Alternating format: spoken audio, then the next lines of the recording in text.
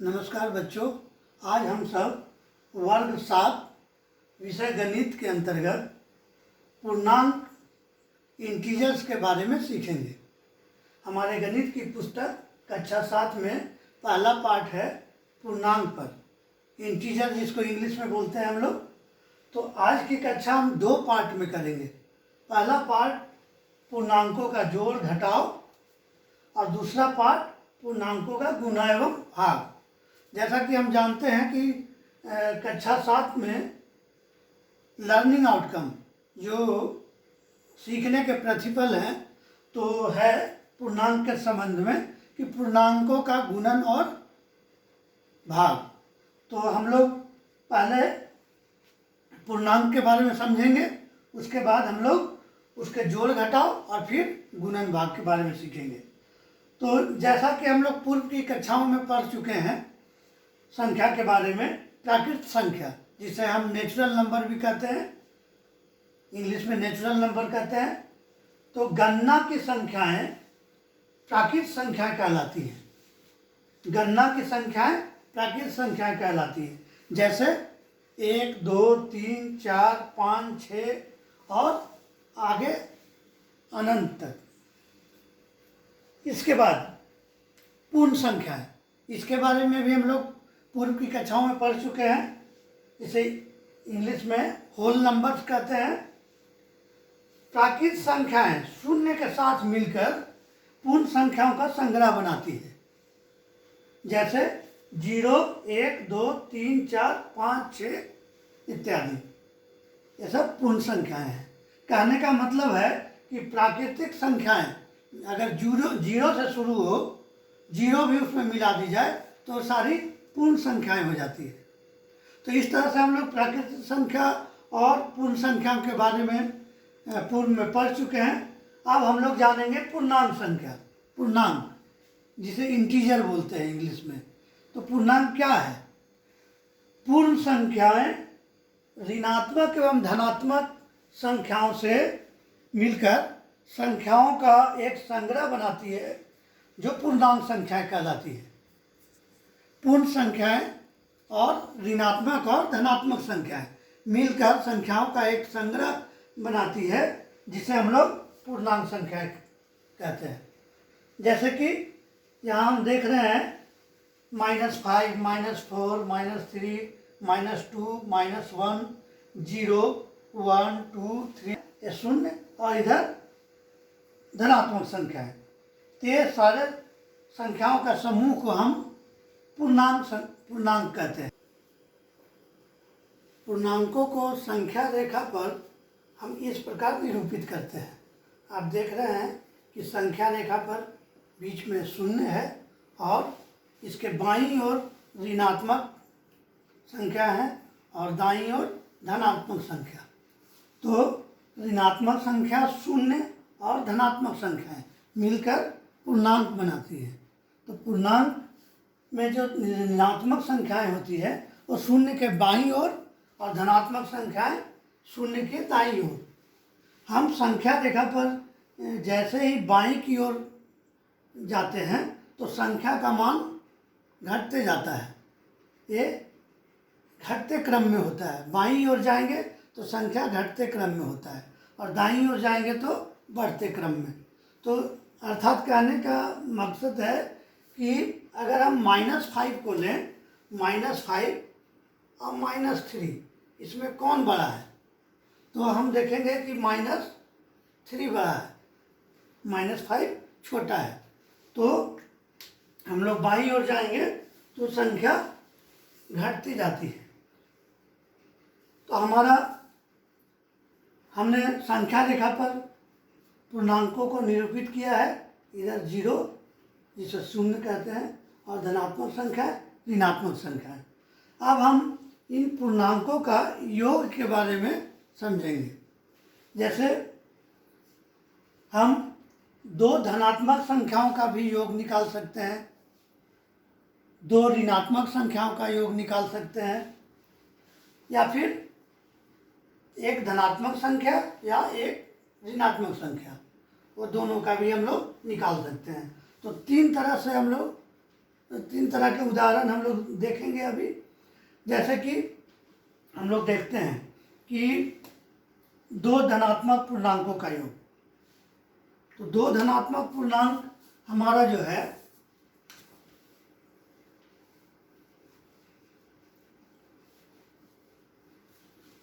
धनात्मक पूर्णांक, मान लीजिए 5 और जोड़ 3, तो ये कितना होगा?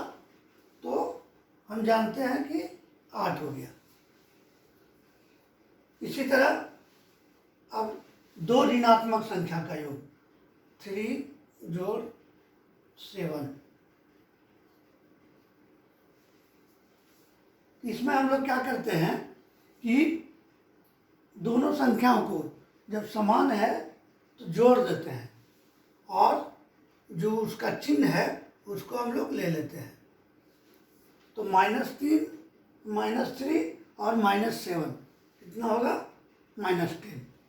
अब तीसरी तरह का, अगर एक हम धनात्मक रखें और एक ऋणात्मक, यानी कि -3 और +5, तो ये कितना होगा?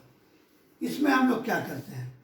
तो इसमें हम लोग अगर चिन्ह असमान है दोनों में, तो हम लोग यहाँ पर बड़ी संख्या में से छोटी संख्या को घटा देते हैं और घटाकर लिख देते हैं। तो और 5 में से 3 गया 2, और जो बड़ी संख्या का चिन्ह है उसको ही हम लोग दिखाते हैं यहाँ पर, यानी इसके बराबर क्या हो गया? 2। एक और उदाहरण लेते हैं हम लोग। अगर -8 और +4, इतना क्या होगा? तो हम जब चिन्ह असमान होते हैं, या एक माइनस है एक प्लस है, तो हम लोग बड़ी संख्या में से एक छोटी संख्या को घटाकर लिख देते हैं। और चिन्ह किसका निरूपित करते हैं? तो बड़ी संख्या का। तो बड़ी संख्या 8 है, उसका चिन्ह ऋणात्मक है, तो यहाँ हो गया -4। अब इस तरह से हम लोग देखते हैं कि एक गतिविधि के माध्यम से हम लोग अब इसको देखेंगे, पूर्णांकों का योग। आज हम लोग गतिविधि के माध्यम से पूर्णांकों का योग और घटाव करना सीखेंगे। तो हमारे पास, जैसा कि आप देख रहे हैं कि लाल और रेड कलर का और ब्लू कलर का काट कटा हुआ है, ये टुकड़े हैं। तो रेड कलर का धनात्मक संख्याओं को दिखाता है और ब्लू कलर का ऋणात्मक संख्याओं को दिखाता है। तो हम सबसे पहले दो धनात्मक संख्याओं का योग निकालना चाहेंगे। जैसे कि 2 जोड़ 3, तो दोनों धनात्मक संख्याएं हैं, तो 2 ले रहे हैं हम। इसके बाद कितना है?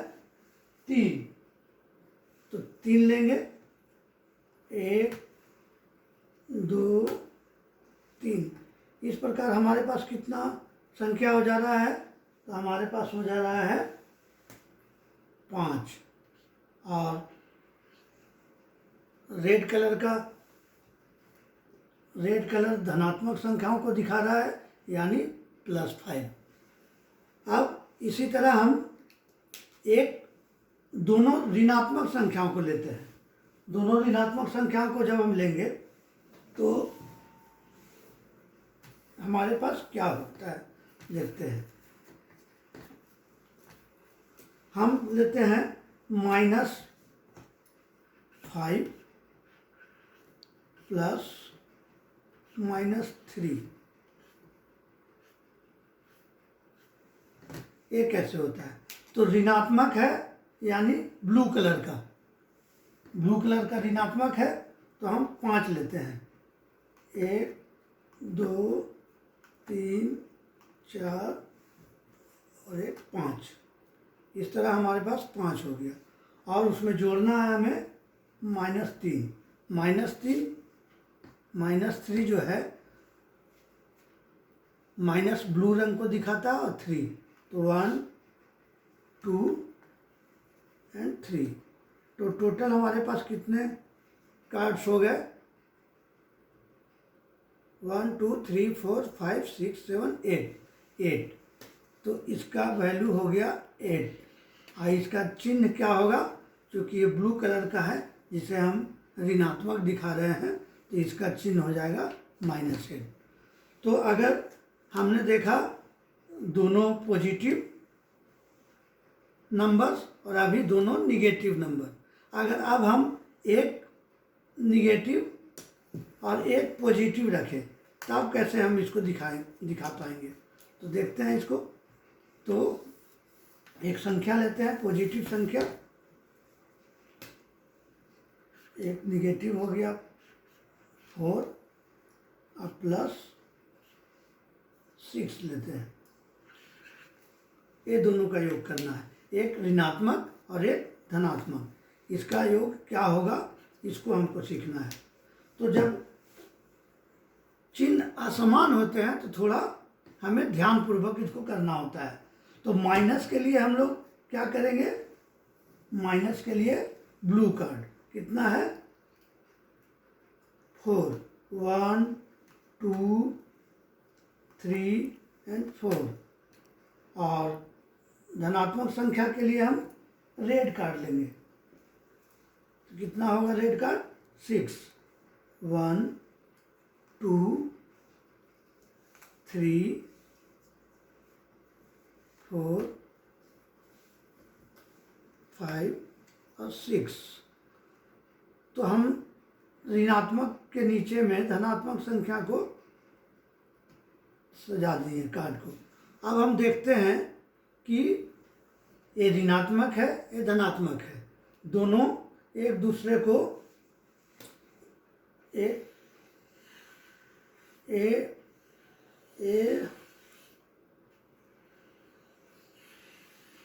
और ए आपस में कट जा रहे हैं। तो हमारे पास कितना शेष बच रहा है? 2। तो यहाँ लिख देंगे 2। और इसका चिन्ह क्या होगा? तो चूंकि रेड कलर का कार्ड पॉजिटिव दिखाता है, धनात्मक है, इसलिए इसमें चिन्ह हो जाएगा प्लस का बराबर 2। जहाँ धनात्मक का चिन्ह नहीं भी देने से चलता है, यहाँ कुछ नहीं है इसका मतलब कि धनात्मक का चिन्ह है। अब इसी तरह एक हम और उदाहरण लेते हैं दूसरा।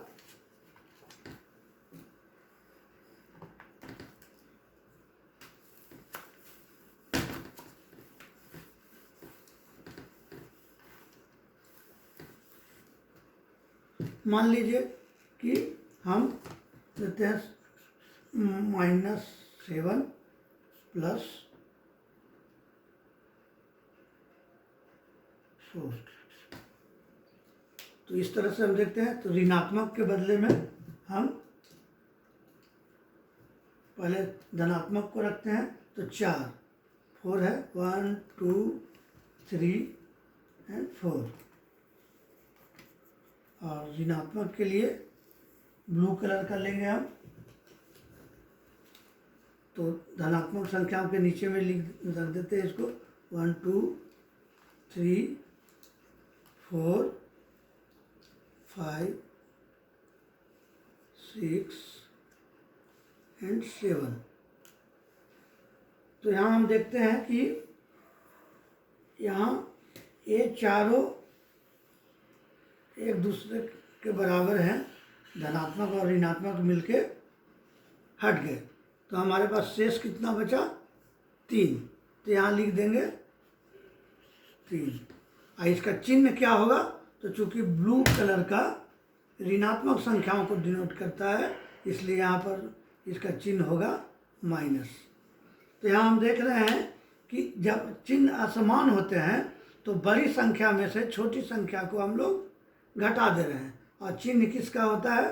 जो बड़ी संख्या का, जिसको हम इस गतिविधि के द्वारा भी देख ले रहे हैं। अब हम लोग घटाव की प्रक्रिया सीखेंगे, पूर्णांकों का घटाव। चलिए हम लोग करके देखते हैं। इन्हीं कार्ड की सहायता से हम अब पूर्णांकों का घटाव सीखेंगे।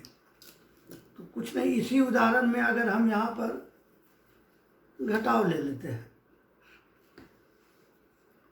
तो इसका क्या वैल्यू होगा?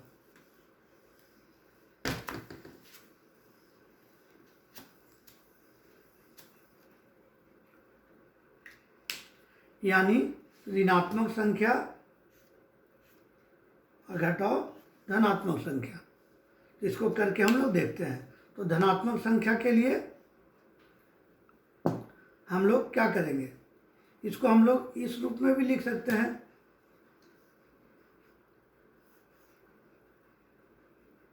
-7 -4।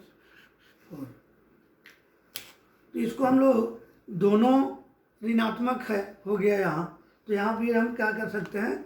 7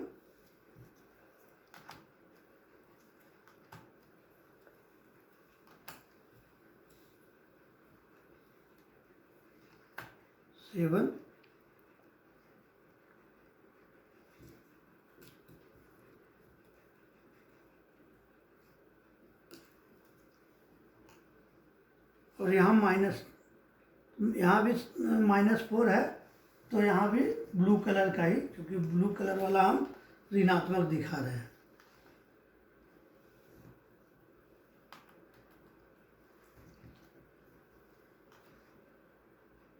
तो टोटल मिलके हो जा रहा है 11।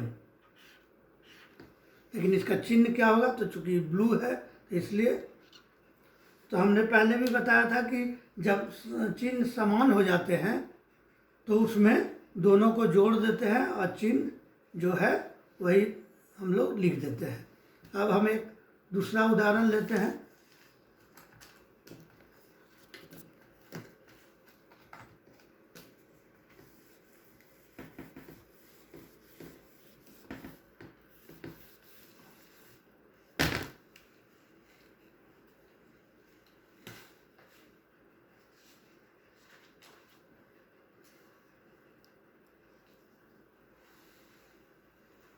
यहाँ हम लोग 3 -7, यहाँ एक धनात्मक संख्या और एक ऋणात्मक संख्या के बीच में हमें घटाव करना है। तो यहाँ पर हम यहाँ धनात्मक संख्या है, तो इसको हम लोग करेंगे रेड कलर का 3। अब 3 में से हमको 7 घटाना है, तो कैसे घटेगा? तो हम क्या करते हैं,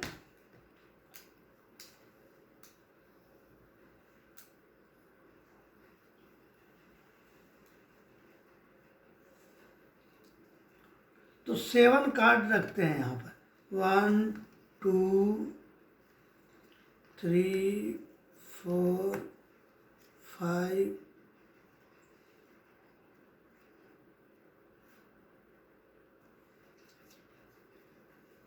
6 और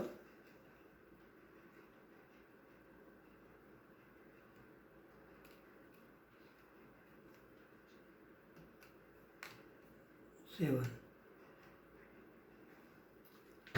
तो 7 कार्ड जो हम रखे, तो ये तो हम अपने आप तरफ से दे रहे हैं 7, तो धनात्मक में 7 दिए हैं, तो ऋणात्मक में भी हम 7 देंगे।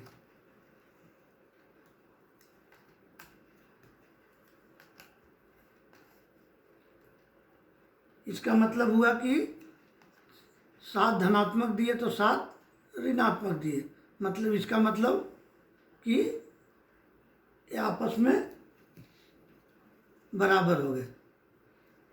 7 धनात्मक दिए, 7 ऋणात्मक। अब हमें क्या करना है? इसमें से 7 घटाना है, तो 7 को हम लोग काट देंगे। तो 7 काटते हैं, 1 -7 घटाना है, माइनस है यानी ब्लू वाला।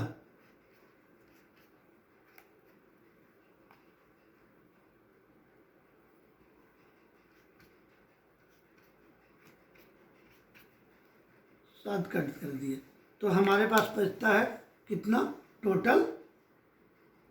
1 2 3 4 5 6 7 8 9 10, तो यहाँ इसका वैल्यू हो जाएगा 10, और चूँकि 10 रेड कलर का बच रहा है यानी प्लस।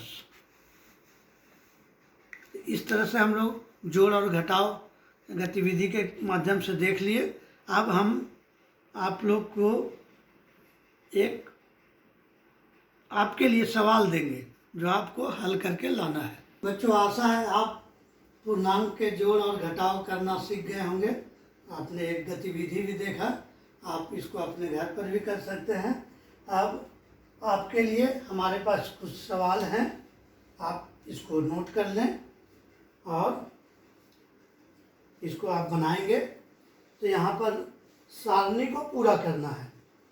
यहाँ A B, A plus B, A minus B, तो हमारा ए का मान दिया हुआ है, बी का भी मान दिया हुआ है, हमको ए और बी को जोड़ना है। तो दो पूर्णांक है, ये धनात्मक पूर्णांक, ये भी धनात्मक पूर्णांक है, दोनों को जोड़ना है और यहाँ दोनों का घटाव निकालना है। उसी तरह यहाँ भी है। अब इसको हम देखेंगे, एक आपके लिए हम कर देते हैं, जैसे कि ए वाला ऋणात्मक का, तो -2 और -4 इसको जोड़ना है। तो -2 जोड़ -4 बराबर क्या हो जाएगा। तो जब समान चिन्ह होता है तो हमने बताया था कि 4 और 2 जोड़ देंगे 6 हो जाएगा, और चिन्ह इसका माइनस वाला हो जाएगा। इस तरह से अब घटाव निकालना है, तो -2 घटाव -4 ये कितना होगा। तो हम लोग देखते हैं कि इसका माइनस जब करना होता है तो ये माइनस और माइनस प्लस हो जाता है। तो हम लोग इसको कर लेंगे इतना, आप खुद करके देखिए। इसको आप पहले भी कर चुके हैं, इसके आधार पर आप बनाएंगे, बाकी सबको भरना है। अब हम यहाँ देख रहे हैं प्रश्न दूसरा है।